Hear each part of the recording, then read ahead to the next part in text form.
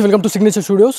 నిజామాబాద్ జిల్లాకు సంబంధించినటువంటి హేమంత్ అనే ఒక వ్యక్తిని హైదరాబాద్లో హత్య చేసి ఆత్మహత్యగా చిత్రీకరించారు అనే ఒక కాల్ అయితే మనకు రావడం జరిగింది. అసలు ఏం జరిగిందనే దానిపైన ఒకసారి ప్రాపర్గా మనం కూడా వాళ్ళతో మాట్లాడితేనే మనకు ఒక క్లారిటీ వస్తుంది అనే దానిపైన మనం వచ్చినాం. కాకపోతే ఇదంతా కూడా పక్కన పెడితే మాత్రం ఎవరైతే హేమంత్ అనే క్యాండిడేట్ ఎవరైతే ఉన్నారో బెట్టింగ్ యాప్స్కి అలవాటు పడి దాంట్లో అమౌంట్ పోగొట్టుకున్న తర్వాతనే ఆత్మహత్య చేసుకున్నాడు అనేది ఒక స్టేట్మెంట్ అనేది బయటకు వచ్చింది. కాకపోతే ఇదంతా కూడా రాంగ్ స్టేట్మెంట్ అని చెప్పేసి వాళ్ళ ఫ్యామిలీ మెంబర్స్ కావచ్చు, దాంతోపాటు వాళ్ళ కుటుంబీకులు ఎవరైతే మనకి వాళ్ళ ఫ్రెండ్స్ కూడా దాన్ని కొట్టి పారేస్తున్న పరిస్థితి ఉంది. వాళ్ళ ఫ్రెండ్స్ కూడా అదే రోజు అంటే హేమంత్ చనిపోయే ఒక 2-3 అవర్స్ ముందు కూడా వాళ్ళ ఫ్రెండ్తో మాట్లాడిన పరిస్థితి ఉంది. ఒకసారి వారితో మాట్లాడడం. బ్రదర్, మీరు చెప్పండి, ఎప్పుడు ఫైనల్గా మాట్లాడారు హేమంత్తో మీరు?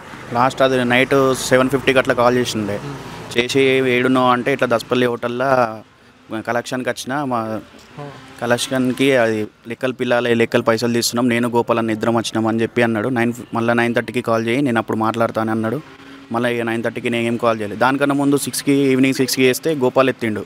హేమంత్ ఫోన్ అసలు ఎవరికి ఇయ్యాడు. ఫస్ట్ ఆఫ్ ఆల్ ఆనే ఫోను గోపాల్ లేపిండు. గోపాల్ లేపి నువ్వు నీకేం కావాలా, హేమంత్ నీకేమవుతాడు అంటే నా ఫ్రెండ్ అవుతాడు, నువ్వు ఓడివి ఫస్ట్ అని చెప్పి నేను వాళ్ళ సార్ని మాట్లాడుతున్నా గోపాలు అని అన్నాడు. హేమంత్ లేడా అంటే లేడు, బయటకు పోయిండు, నీకేం కావాలా అని గట్టిగా మాట్లాడింది బెదిరించినట్టు. సరే నేను మళ్ళీ చేస్తా అని చెప్పి ఆయన వచ్చినాక చేపిస్తా అని చెప్పి కాల్ కట్ చేసేసిండు. సో ఎవరైతే గోపాల్ అనే క్యాండిడేట్ గురించి మల్టిపుల్ టైమ్స్ డిస్కషన్ వస్తుంది. అతను ఒక ఎయిర్ కానిస్టేబుల్ అని చెప్పి చెప్తా ఉన్నారు. ఒక ప్రైవేట్ కంపెనీని నడపడం ఏంది, అది కూడా ఒక మ్యాన్ పవర్ కన్సల్టెన్సీ, అది కూడా చీటింగ్ జరుగుతుంది దాంట్లో అని చెప్పేసి హేమంత్ కూడా వాళ్ళ బ్రదర్కి చెప్పడం, దాంతోపాటు వాళ్ళ ఫ్యామిలీ మెంబర్స్ కూడా ఇది చెప్పడం జరిగింది. అంటే ఇదంతా ఏం జరిగింది అనుకుంటున్నారు దీని గురించి? దీన్ని అయితే హత్యనే చేసిరు వాళ్ళు కంపల్సరీ. అయితే రాత్రి కొట్టిన రికార్డింగ్స్లో అయితే ఆల్రెడీ చెప్పిండు, హనుమంత్ కొట్టిండు, హనుమంత్ ఇంకొక ఆయన పిలిచి నవీన్ అని చెప్పి ఆయన కొట్టించిండు అని చెప్పిండు. మళ్ళీ గోపాల్ మధ్యలో ఆపుతున్నట్టు చేసిండు అని అదంతా చేసింది అంతా గోపాలే అని మాకు అనిపిస్తుంది. మాకైతే బ్రదర్, మీరు అంటే అక్కడికి వెళ్ళారు, అంటే స్పాట్కి వెళ్ళడం జరిగిందా, అక్కడ హ్యాంగ్ చేసుకున్నట్టు ఉన్నాడా, లేకపోతే ఏంది? అంటే హ్యాంగ్ చేసుకున్న తర్వాత ఖచ్చితంగా పోలీస్ ఆఫీసర్స్కి మనం ఇన్ఫామ్ చేయాల్సి ఉంటుంది, ఎందుకంటే అది డెత్ కాబట్టి.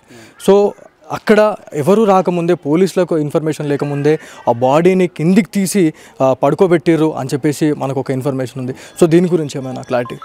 అది బాడీ దించేది ఫస్ట్ పోలీసు వాళ్ళు వచ్చి వాళ్ళు ఇన్వెస్టిగేషన్ చేసేదాకా బాడీని దించదు అసలు. అంటే గోపాల్ ఏం చెప్పిండు, పొద్దున నేను దించడానికి గోపాల్ చెప్పిండు.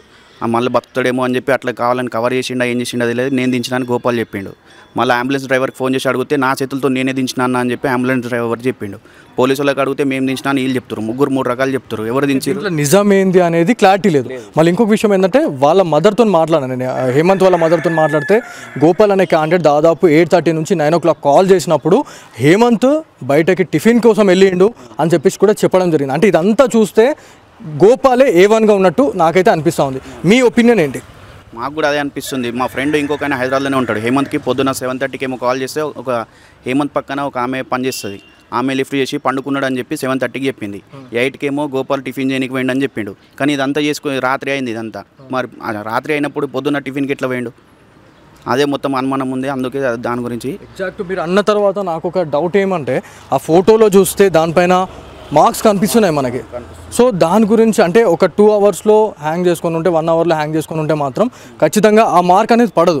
అంటే దాదాపు ఇది మిడ్ నైట్ టైంలో జరిగినట్టు ఈజీగా అనిపిస్తూ ఉంది. సో ఎవరైతే వాళ్ళ బ్రదర్తో మాట్లాడినాం, వాళ్ళ మమ్మీతో మాట్లాడినప్పుడు కూడా ఆయన ఒక మాట మాట్లాడాడు, అంటే ఫోన్లో ఉన్నటువంటి కాంటాక్ట్లు కూడా పూర్తిగా డిలీట్ చేశారు అని చెప్పేసి.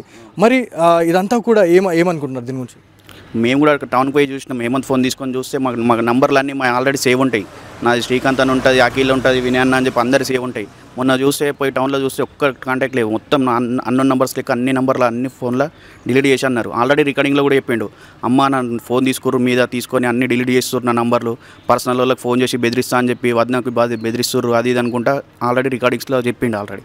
అన్న ఇంకోటి ఏంటంటే బ్లాక్ మెయిలింగ్ కూడా ఏమో జరిగినట్టు కనిపిస్తూ ఉంది. దాంతోపాటు మీతోనే ఒక ప్రత్యేకమైన సంబంధం ఉన్నట్టు తెలుస్తూ ఉంది. చాలా మంచి మెదులుతుండే మీతో, చాలా మంచి ఫ్రెండ్షిప్ అని చెప్పేసి కూడా విన్నా నేను. సో ఎప్పుడు చివరిసారిగా హేమంత్ కలిసిండు మిమ్మల్ని? చివరిసారి నన్ను కలిసిందంటే హేమంత్ నా పెళ్ళికే కలిసిండు. Feb 16కి నా పెళ్ళి. ఆ రోజు దాదాపు చాలా మంచిగా డ్యాన్స్ చేయడం కానీ చక్కగా ఎంజాయ్. వాడున్న కెపాసిటీకి వాడు సూసైడ్ చేసుకోడు, అంతా కావాలని చేసిన కుట్ర. వాని ఒత్తిడిలను చేసుట్లా వీళ్ళకి ఏదో ఒకటి చేశారు. కానీ మాకు దీనికి మాత్రం కంపల్సరీ న్యాయం జరగాల.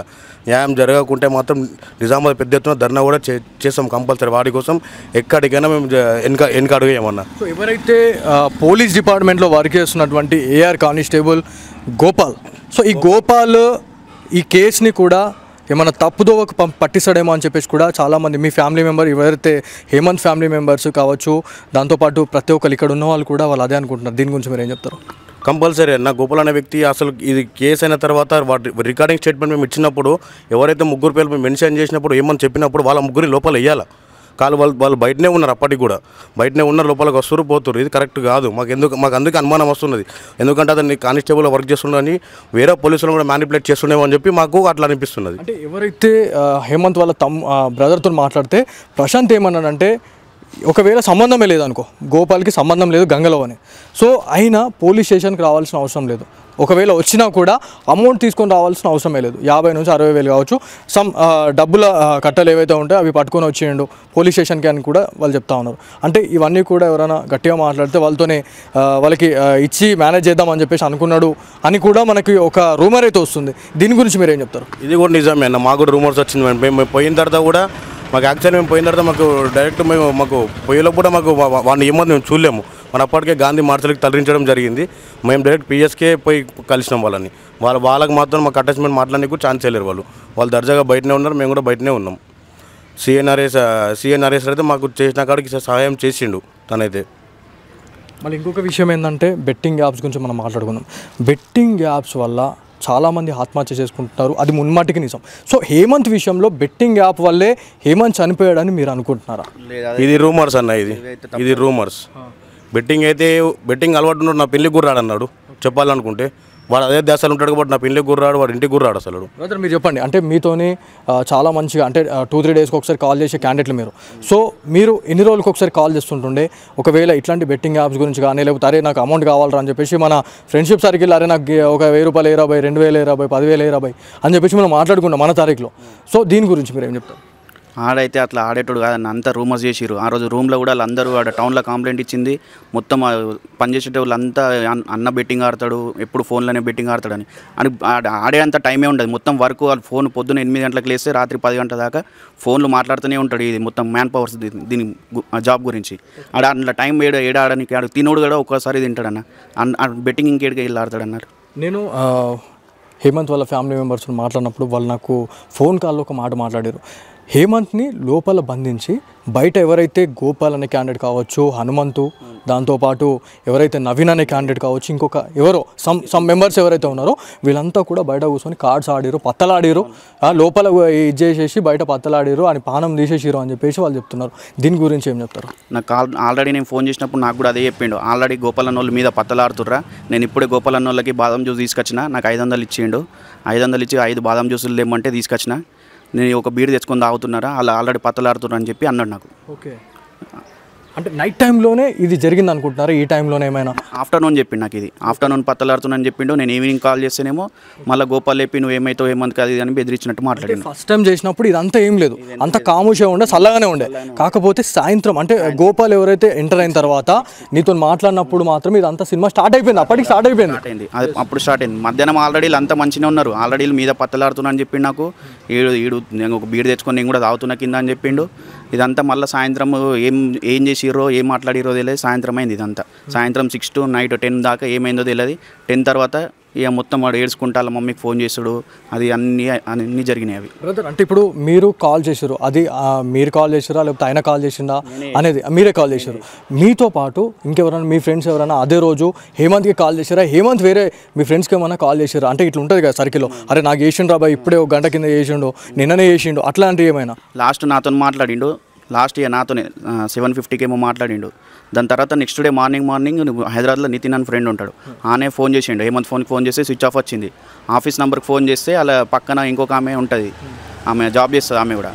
ఆమె కూడా మొన్న టౌన్కి వచ్చింది. ఆమె ఏమో లేపి హేమంత్ అన్న వండుకున్నాడు అని చెప్పిందంట మా ఫ్రెండ్కి ఇంకొక ఆయనకి. సో ఎవరైతే సూసైడ్ చేసుకునే క్యాండిడేట్లు ఎవరైతే ఉంటారో ఇది యాక్చువల్లీ హత్య చేసి ఆత్మహత్య చేసిరని మనకు క్లారిటీ వచ్చింది. కాకపోతే ఎవరైతే హేమంత్ గురించి మాట్లాడుకుంటే ఆయన ఆత్మహత్య చేసుకునే టైంలో ఖచ్చితంగా డోర్ పెట్టుకొని ఇదంతా కూడా ఈ కార్యక్రమం అనేది చేసుకుంటారు. మనం ప్రతి దాంట్లో చూస్తూనే ఉన్నాం, ప్రతి మర్డర్ మిస్టరీలో కూడా ఇదే ఉంటుంది. సో సినిమాలలో కూడా మనకు చూపించేది ఇదే.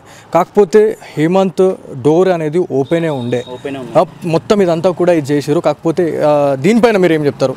నాకైతే ఇక్కడ కొంత గందరగోళంగా అనిపిస్తూ ఉంది. చంపేసి హ్యాంగ్ చేసేసి ఇదంతా గుంజేసినట్టు అనిపిస్తూ ఉంది.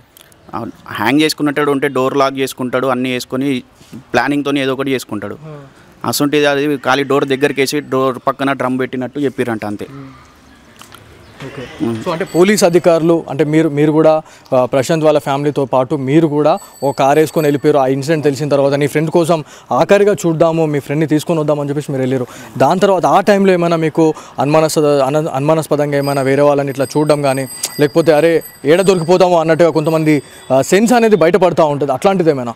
మేము మా టెన్షన్లో మేము ఉన్నామన్న, ఏం చూడలేము మేము. అదైతే అది మొత్తం పోలీసు వాళ్ళతో మాట్లాడడం వాళ్ళది ఏం చూడలే అదైతే.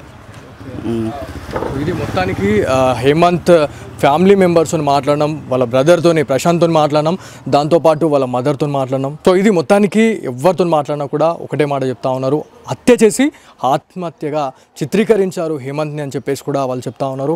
వాళ్ళ మదర్తో మాట్లాడడం, వాళ్ళ బ్రదర్ ప్రశాంత్తో మాట్లాడడం. నిన్న కూడా దాదాపు ఒక 20 minutes కాల్ రికార్డ్ అనేది ఉంటుంది. మీరు సిగ్నేచర్ స్టూడియోలో కూడా మీరు ఆ లింక్ అనేది మీరు చూడండి. దాంట్లో కూడా క్లియర్గా ఏం జరిగిందనేది పూసగుచ్చినట్టయితే ప్రశాంత్ అయితే వర్ణించడం జరిగింది. దాంతోపాటు వాళ్ళ ఎవరైతే ఫ్రెండ్స్తో మాట్లాడినప్పుడైతే ఇట్లాంటి ఇష్యూ అయితే అప్పటికి కొంత గొడవ అయితే స్టార్ట్ అయినట్టే ఉంది. కానీ తర్వాత కాల్ చేసినప్పుడు ఒక వ్యక్తి ఎవరైతే ఏఆర్ కానిస్టేబుల్ అని చెప్తా ఉన్నాం, గోపాల్ అనే క్యాండిడేట్ ఇన్వాల్వ్ అయ్యి ఇదంతా కూడా నువ్వు ఎవడి రాబోయ్ అని చెప్పేసి ఇట్లా ధమ్కిచ్చినట్టు మాట్లాడిన తర్వాత కాల్ కట్ చేసిన తర్వాత ఎవరైతే ఫ్రెండ్స్ ఎవరైతే ఉన్నారో మళ్ళీ కాల్ చేయలే. సో ఈ టైంలో అంటే మనకి దాదాపు 10 నుంచి దాదాపు 1-2 గంటల టైంలో అంటే అర్ధరాత్రి టైంలోనే ఇదంతా కూడా జరిగినట్టయితే తెలుస్తూ ఉంది. ఒకవేళ ప్రశాంత్ వాళ్ళ బంధువులతో ఎవరైతే హేమంత్ వాళ్ళ బంధువులతో మనం మాట్లాడితే వాళ్ళు ఒకటే చెప్తా ఉన్నారు, ఒకవేళ ప్రాణాల మీదకి వచ్చినా కూడా హేమంత్ తప్పించుకునే క్యాండిడేట్ అన్న వాడిని ప్రీప్లాన్డ్గా వాళ్ళు ఒక రూమ్లో బంధించేసి మరి ఇదంతా కూడా చంపేసి ఆత్మహత్యగా చిత్రీకరించారు అని చెప్తా ఉన్నారు. ఒకవేళ దీనిపైన మేము దేనికైనా ఎక్కడి వరకైనా వెళ్తాము, ఒకవేళ న్యాయం జరగకపోతే మాత్రం ఖచ్చితంగా ధర్నాలకు కూడా మేము దిగుతాము అని చెప్తా ఉన్నారు. ఏదేమైనప్పటికీ ఈ విషాదం అనేది నిజామాబాద్ జిల్లాలోని గాయత్నగర్లో విషాద ఛాయలంతే అలుముకున్నాయని చెప్పుకోవాలి. ఇట్లాంటి ఇన్సిడెంట్స్ మళ్ళీ పునరావృతం కాకుండా ఉండేందుకైతే ఖచ్చితంగా చూడాలి. ఎందుకంటే ఇప్పుడున్న నవేడేస్లో బెట్టింగ్ యాప్స్ గురించి అయితే చాలా వరకు కూడా దుమారం లేపుతా ఉంది. కాకపోతే ఒక టీఆర్పీ రేటింగ్తోనే ఒకవేళ ఒక ఆత్మహత్య జరిగిందంటే అట్లాంటి ఇన్సిడెంటే ఇట్లాంటి వల్లే అంటే మన బెట్టింగ్ యాప్ వల్లే ఒక వ్యక్తి చనిపోయాడు అని చెప్పేసి మనం ఒకవేళ ఇట్లాంటి సోషల్ మీడియాలో మనం పెట్టుకుంటే మాత్రం టీఆర్పీల కోసం మా ఇజ్జత్ దియకురి, మా ఉసురు పోసుకోకురి అని చెప్పేసి ఎవరైతే హేమంత్కి సంబంధించినటువంటి బంధువులు అయితే ఆవేదన వ్యక్తం చేసిన పరిస్థితి ఉంది. సో ఇది ఇవాల్టి స్పెషల్ స్టోరీ.